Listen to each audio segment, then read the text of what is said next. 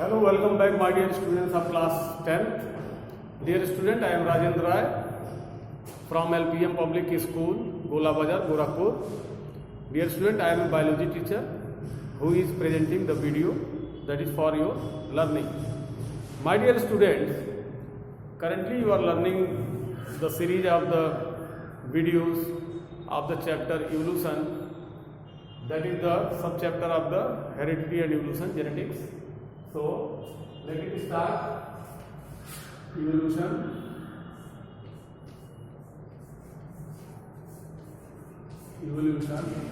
and today you will be able to learn about the how evolution is concerned, how evolution is related to the classification of the living world in respect to classification. So this will be the topic of today's learning, as well as some evolutionary evidences also. Dear students, as you know that the living world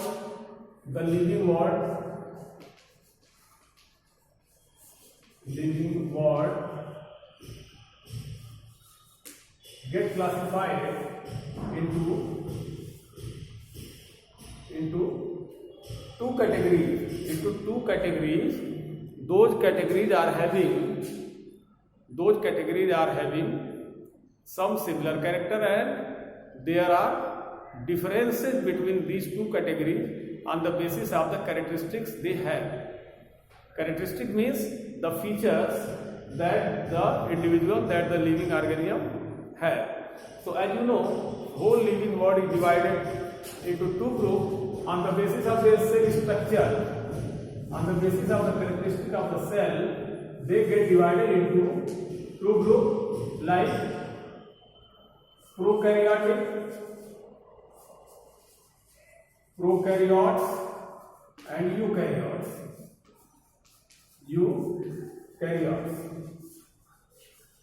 These are the two groups. So these are the two groups which show the evolutionary trend. It means that initially the prokaryotes are very simple. They are having a simple cell. They don't have the nucleus. They are having only single strand DNA and RNA, nucleic acid, along with some part of the organic and inorganic molecules inside it, and that is the cytoplasm, and they get covered with the cell envelope in an unfavorable condition. Okay, so this is a very simple cell, and these simple cells are called prokaryotes. Prokaryotes like bacterial cell. Bacteria is called as prokaryotes, like bacteria, viruses, etc. These are the primitive forms of the life. And as far as the evolutionary trait is concerned, later on in upper group of the eukaryotes further divided into two groups: unicellular and multicellular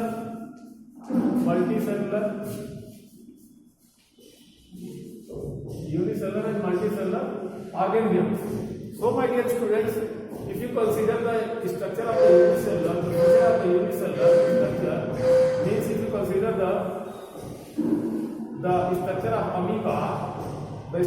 amoeba, so amoebic cell, they may have the mitochondria.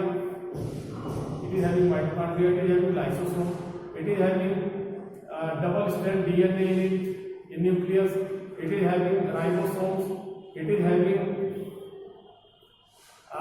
endoplasmic reticulum. So the upper form of the prokaryotes, that are the eukaryotic unicellular organism, they are having the specific features which is different from the prokaryotes.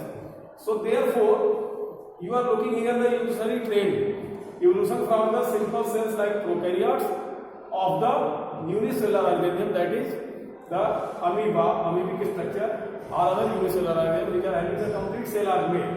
So in this unicellular organism, complete cells organelles are there. Complete cells organelles are there. Cell is complete cell. So this is a evolution from the prokaryotes to the eukaryote unicellular organism. Why we have come to the multicellular organism?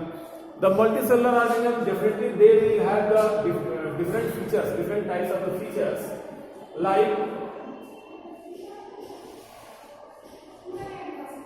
they may be autotroph or they may be heterotroph. They may be autotroph. Autotroph means the advancement done in this autotrophs and heterotrophs.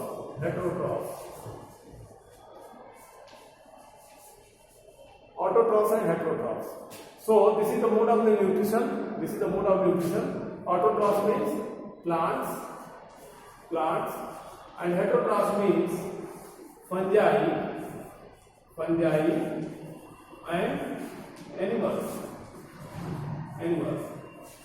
Okay, so autotroph on the basis of their mode of nutrition or on the basis of their cell wall or cell membrane. Further, they get classified into other groups.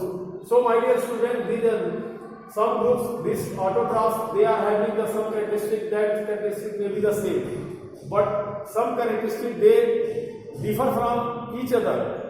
In some characteristics, they differ from each other. Whether they are unicellular, they are prokaryote, they are heterotroph, fungi, or animals. Therefore, dear student, in respect of the classification, evolutionary trend is there right from the prokaryotic to unicellular eukaryotes to unicellular multicellular eukaryotes, autotrophs, heterotrophs, plant, fungi, animals, etc. So you can understand the evolutionary trend in concern with the classification of the living world. Dear students, after this, let us see about some evolutionary evidences. That by that you will be able to understand the phenomena of evolution in the animals, in the living organisms. So let us see the evidences of evolution.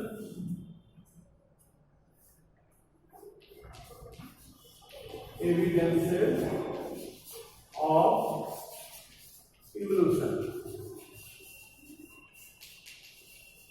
Scientists got several evidences of evolution that are responsible for the ensuring that there was evolution, and evolution is going on. That is a continuous process. So how you can understand this biological changes, the different types of the biological changes may be there in the trend in the process of evolution. Different types of the different features may appear during the biological evolution. So students, some evidences came from the definitely specific organs of the animals, like homologous organs, homologous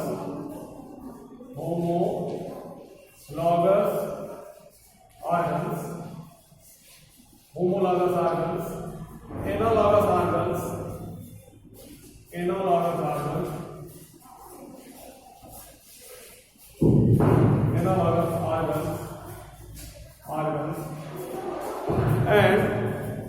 and fossils.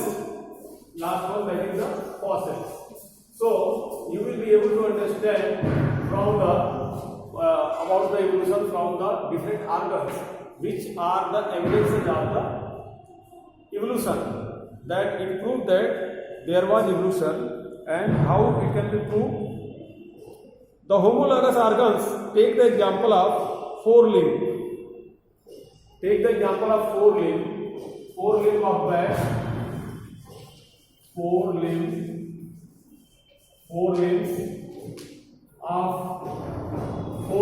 take the example of forelimb of human, lizard, whale, and bat.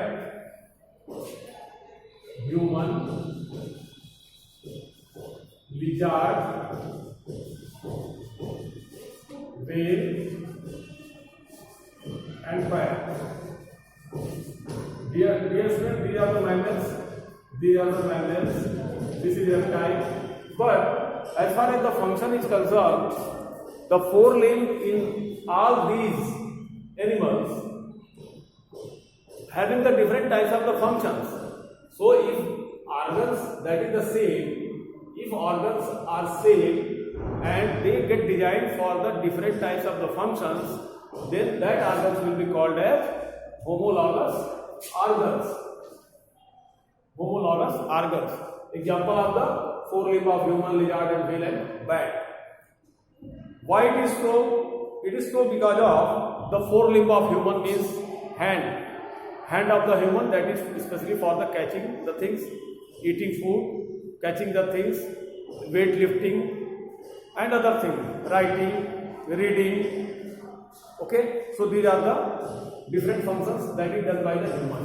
While lizard, the function of the forelimb is just to creep. The creeping type of function is done by this lizard, that is by the forelimb. So function is different from human. And in the whale, the forelimb get modified into the large fin of the whale, so that whale can swim in the water. So again another function, this is swimming,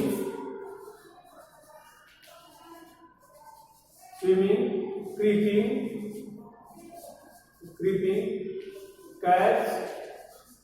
catching the things, and in bat, flying. The forelimb of the bat get converted into the wing, and that is helpful in the flying. So if the organ is same, that is the forelimb, and functions are different, then that organ will be called the homologous organ. And these are the evidences of the evolution, that earlier lizard was having the forelimb for the creeping, evolution takes place, and in mammals, bat get modified their forelimb into the wing. Whale, that get forelimb get modified into the this swimming fins, and human that get modified for the catching and other things. As far as time is concerned, this is a continuous process. My dear students, come to the analogous organs. Analogous organs means the wing.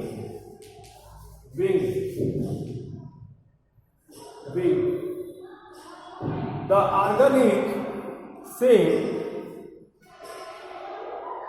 means this forelimb is having the common origin, but in the analogous organs are having the different origin, means wings of bird,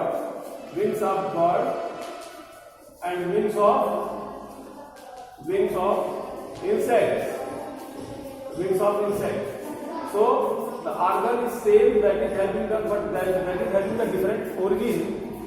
Organ of wings of the bird that get originated from the forelimb, while the wings of the insect, that is the wings, that is the simple wing. And what function is same function.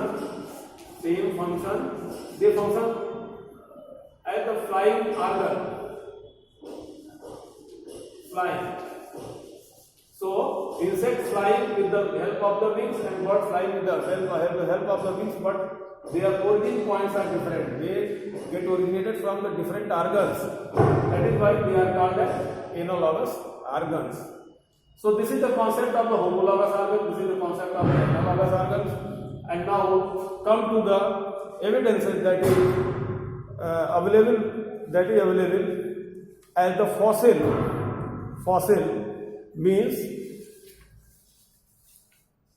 the fossil of the Archaeopteryx.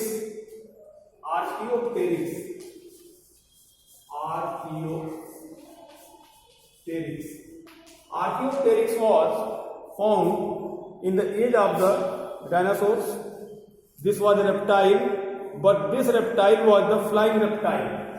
So its fossil shows about the flying reptile. So flying reptiles are there at that time, and example is Archaeopteryx fossil. Archaeopteryx fossil prove that at that time some reptiles was flying. They were having their four-limb modification. Their four-limb modification in the form of wing for their flying. And dinosaur skull, another fossil. Dinosaur skull is a proof of the skull shape of the animals, and horse-like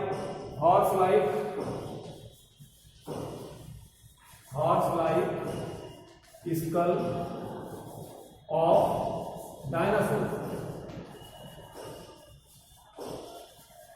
Horse-like skull of the dinosaurs means the skull of the fossil of the fossil of the skull of the dinosaur proved that at that time these dinosaurs were evolved as having the horse-like skulls. It means there is a evolutionary trend, means mammals. The evolution of mammals was started at that time, and this is the evidence. Come to the invertebrate like turbite, fossil of the invertebrate like ammonite. So these are the fossils which are having their history, the fossil history.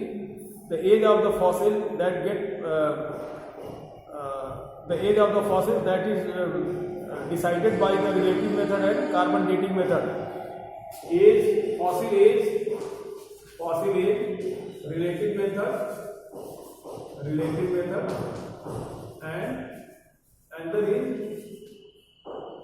the carbon dating. Carbon isotopes are used in this process. In the process of carbon dating, and that detect the exact time of that particular animal, that evolution of that particular animal. The age of the fossil can be calculated on the basis of the carbon dating.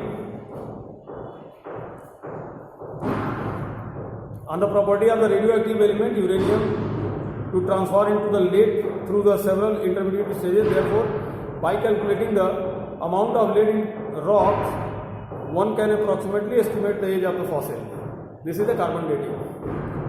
So, by using the radioactive method, carbon dating is the process which ensures the date and time of the fossil.